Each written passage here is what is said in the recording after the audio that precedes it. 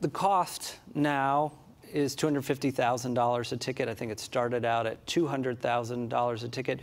You know, ultimately, I think the goal, and I've heard Richard say this, is to bring that down if you're flying more. I mean, but what does that look like? Is it going to go up? Is it going to go down? If so, what's the sort of timeline there? Do you have any sense of that?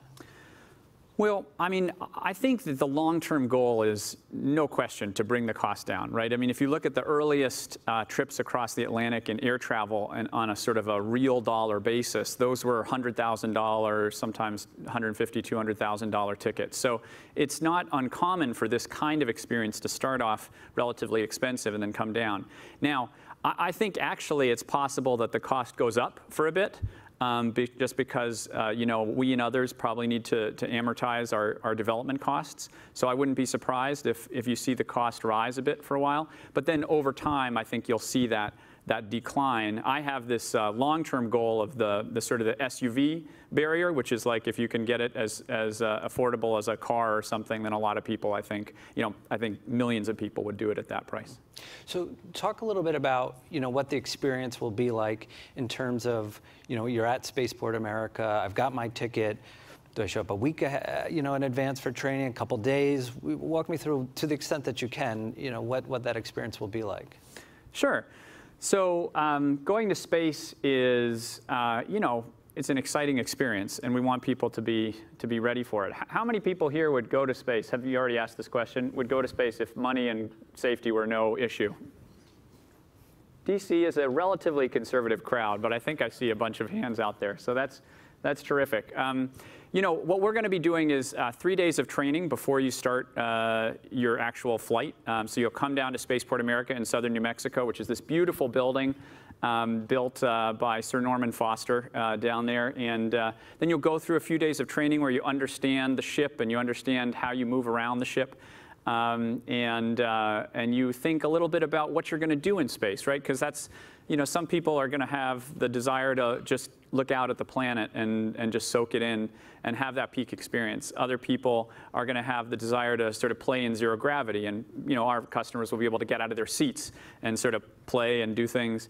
And other people want to do other stuff. So we want them to think about that.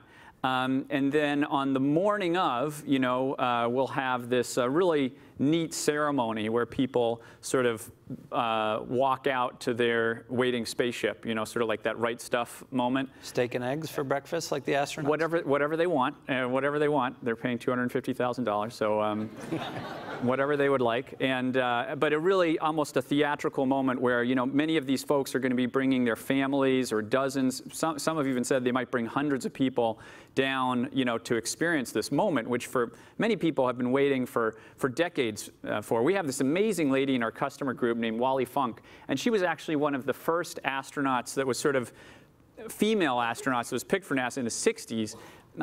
She never flew because it wasn't sort of like ever made official as a NASA program, but she's been waiting to fly for like 50 years, you know, more than 50 years. And so she's like, she's going to fly. And so that moment when, but you know, she's an extreme example, but there are people who've been wanting to go to space for their whole life. And it's such a blessing to be able to like actually bring that into reality, to create something with our incredible group of engineers that can actually make that a reality at a price point that is, you know, when you think about it, NASA's getting charged, I don't know what the latest is, but over $70 million by the Russians per seat, right?